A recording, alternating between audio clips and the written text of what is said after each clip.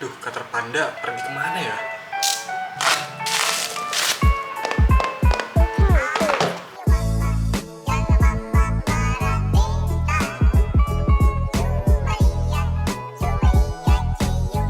Yo, halo. Kali ini ada handphone yang sebenarnya handphone mahal, yaitu iPhone 15 Pro. Tapi yang ini versi murahnya. Mungkin 20 kali lipat lebih murah dari yang biasanya. Kalau ngeliat dari boxnya sih, ini iPhone 15 Pro 256 GB dengan kode negara LL-A. Emang sekilas masih cukup oke, tapi tetap agak aneh sih, dan nggak ada segel green pill-nya nih. Tapi ini baru lihat dari boxnya aja ya, belum tahu dalemannya. Jadi langsung aja di unboxing. Wih, kayaknya cakep juga nih.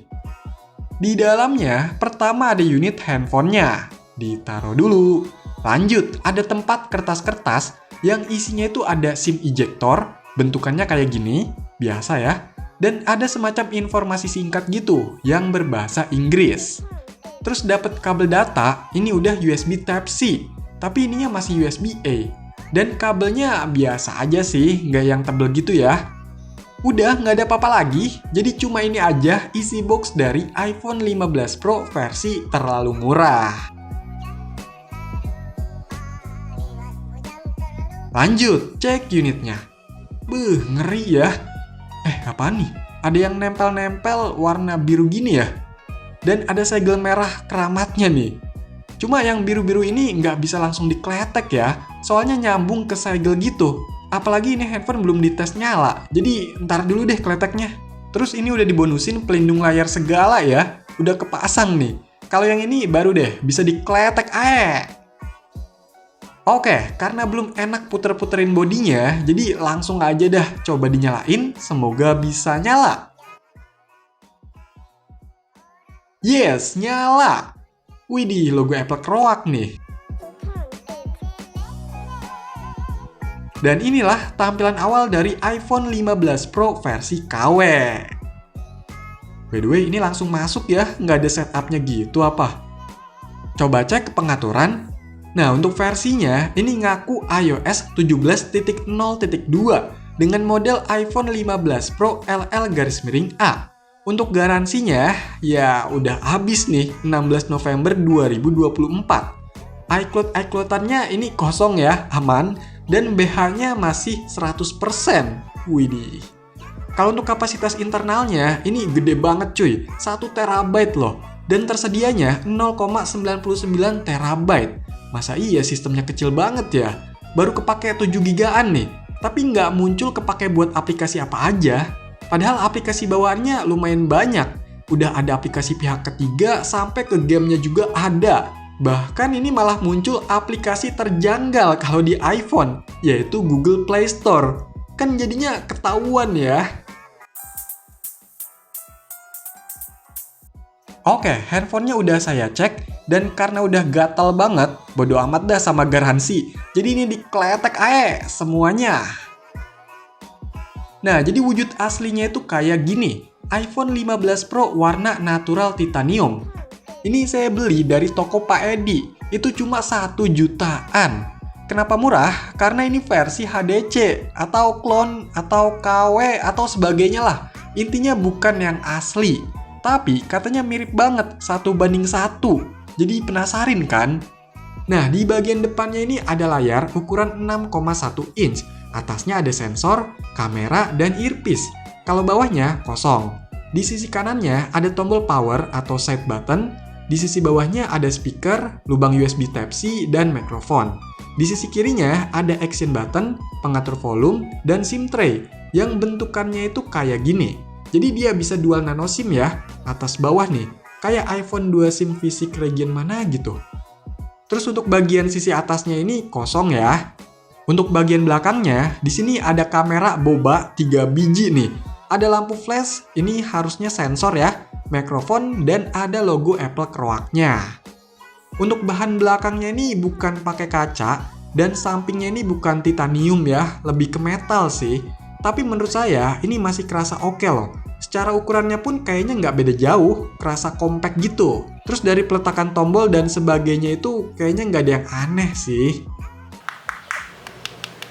Mungkin dari segi build quality-nya yang nggak sesolid atau serapi iPhone kali ya. Soalnya masih ada kayak finishing yang kasar gitu. Tapi masih dalam batas normal lah, nggak yang buruk-buruk banget. Dan kayaknya kalau nggak inget ini KW, sekilas emang dari fisiknya kelihatan cakep sih. Nah, yang nggak kalah penting, apakah handphone ini bakalan dapet sinyal? Soalnya ini bukan handphone resmi dan KW pula. Tapi saya coba pasang dua kartu, yaitu Tri dan Telkomsel Bayu, itu keduanya masih muncul sinyalnya.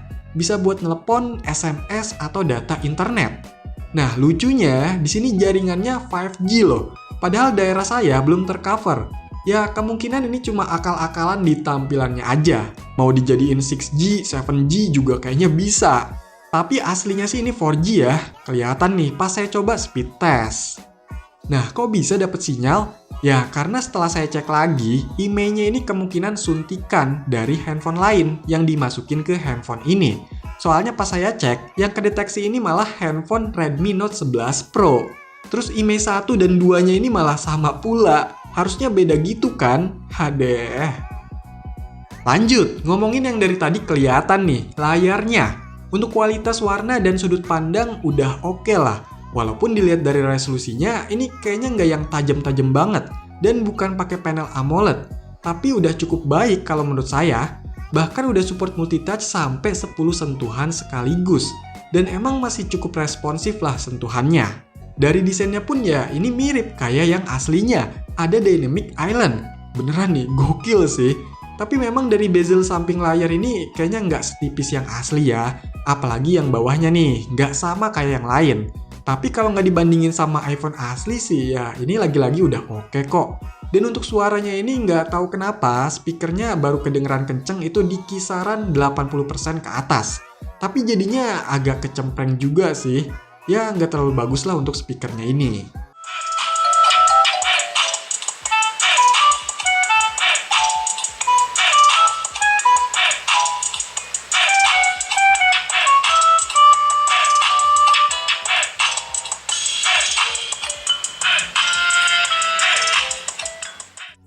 Nah, gimana sama UI-nya? Dari pengalaman saya pakai iPhone, ya ini masih terbilang mirip. Mulai dari ikonnya, wallpaper bawaan, action center, ada tempat app library, search, bisa tambah widget, dan lain-lain. Sampai ke beberapa aplikasi bawaannya, itu emang dibuat mirip loh. Bahkan ada App Store-nya juga nih. Cuma yang jadi agak ngeganggu ada icon Play Store-nya sih. Kan jadinya kalau dilihat orang langsung diketawain. Terus nih, fitur-fiturnya juga mirip. Selain Dynamic Island, ternyata action button-nya ini bisa di-custom juga. Nggak cuma buat mode silent. Face ID-nya juga ada nih. Cuma kayaknya nggak terlalu responsif dan sering gagalnya sih. Terus navigasinya pakai gesture juga. Dan tap to wake-nya juga ada, tapi harus double tap sih kalau yang ini. Ya memang nggak sama percis, paling tetap ada beberapa kayak masih acak-acakan dan terlalu yang dipaksakan. Kayak notification center, lock screen, kotak pilihan, beberapa aplikasi bawaan, pilihan di pengaturan yang kayak cuma pajangan aja, maupun dari animasinya nih yang kerasa kurang smooth. Ya wajar sih, karena secara spek atau sistem dasarnya itu beda cuy. Udah bisa ditebak lah kalau iPhone 15 Pro KW ini pakainya OS Android yang di-custom sedemikian rupa biar mirip sama iOS. Dan aplikasinya pun ini untuk Android yang biasa berformat APK. Modifannya ini nggak cuma di tampilannya doang loh, ternyata info-info hardware-nya pun dimodif juga. Ini saya cek pakai Aidan 64, dia pakai RAM 12GB, jaringannya 5G, chipsetnya Apple A17 Pro, tapi kenapa GPU-nya Mali T720 ya? Lawak. Jadi handphone ini kalau dicek pakai aplikasi info hardware yang umum macam Aidan 64, CPU Z, device info, itu nggak mempan ya buat tahu spek aslinya. Nah, saya coba pakai aplikasi Fake Device Test dan coba pastiin lewat ADB di PC. Ini baru deh dapat pencerahan untuk spek aslinya. Jadi handphone ini pakai OS Android Oreo versi 8.1.0 API 27. Chipsetnya pakai MediaTek MT6753, octa-core up to 1,5 GHz. RAM-nya kemungkinan 4 atau 3 GB, internalnya ini sekitar 64 GB, layarnya 6,1 inch dengan resolusi HD 1560x720. Terus saya coba benchmark pakai Antutu yang V9 karena yang V10-nya nggak sanggup. Itu dapat skor sekitar 82 ribuan. Terus kecepatan storage-nya yang read dapat sekitar 243 MB per second dan write-nya 166 MB per second. Untuk sensornya ini cukup sepi ya, nggak ada giroskop, tapi udah ada sensor cahaya. Bisa auto brightness, tapi True Tone dan Night Shift-nya itu malah nggak berfungsi ya. Kalau untuk spek asli lainnya, saya belum dapat pastinya sih. Misalnya kayak kamera, ini 13 megapiksel belakang dan 12 megapiksel depan. Untuk ultra wide-nya ini nggak ada ya, bohongan. Pilihan-pilihan di kameranya ini cuma pajangan, dan untuk hasilnya pun ya kayak gini nih.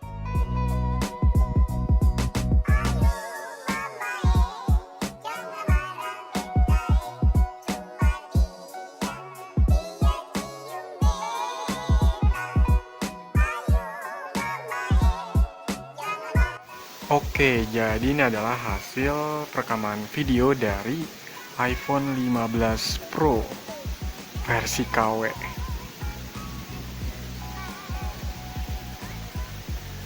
Ini lagi hujan ya.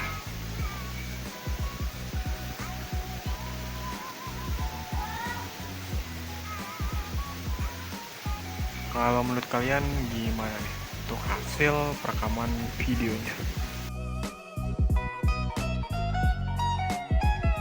Untuk performanya ya udah ketahuan lah gimana. Ini tuh pakai chipset cukup jadul, jadi udah ngos-ngosan dipakai buat ngegame. Kayak Mobile Legends aja ini pakai settingan terendah, pas main itu udah frame drop, gak nyaman gitulah.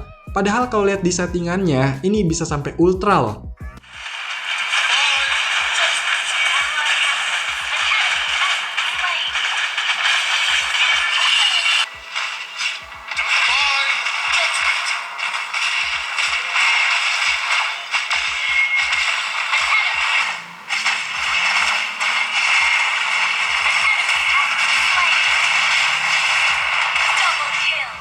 Dan handphone ini tuh kerasa panasnya, padahal baru dipakai yang berat-berat dikit aja. Mungkin itu imbasnya ke performa tadi ya. Dan untuk baterainya, ini deres turunnya. Screen on time pemakaian saya cuma dapat sekitar 2 jam. Dan ngecharge-nya pun sekitar 2 jam dari 20% sampai full. Ya, memang unit yang saya dapat ini walaupun KW, tapi nggak yang terlalu buruk banget. Soalnya dari segi fisik masih oke. Bahkan dengan harga 1 jutaan, dapat desain kayak gini, kalau nggak ngelihat sisi KW-nya ya bagus-bagus aja desain iPhone 15 Pro. Dari UI-nya pun sekilas masih kelihatan mirip, bahkan beberapa fiturnya juga ada. Mungkin ini bisa jadi alternatif buat yang pengen Android tapi desain yang sama dengan iPhone. Harganya yang murah dan ukurannya yang compact. Tapi ingat, walaupun ada beberapa hal baiknya, tetap aja handphone KW ya KW, nggak jelas. Mulai dari kualitas hardware-nya, garansinya, IMEI-nya, dan sistemnya. Terus nggak bisa berharap juga ke performanya, apalagi ngarepin update, optimalisasi, dan sebagainya. Tapi jujur, saya masih penasaran banget nih, pengen bandingin sama iPhone yang versi aslinya. Kayaknya seru tuh, semoga nanti bisa ya. Oke, jadi itulah iPhone 15 Pro versi KW. Yang harganya bagai bumi dan langit, murah banget. Silahkan dikomentarin, like, share, dan subscribe channel ini. Terima kasih.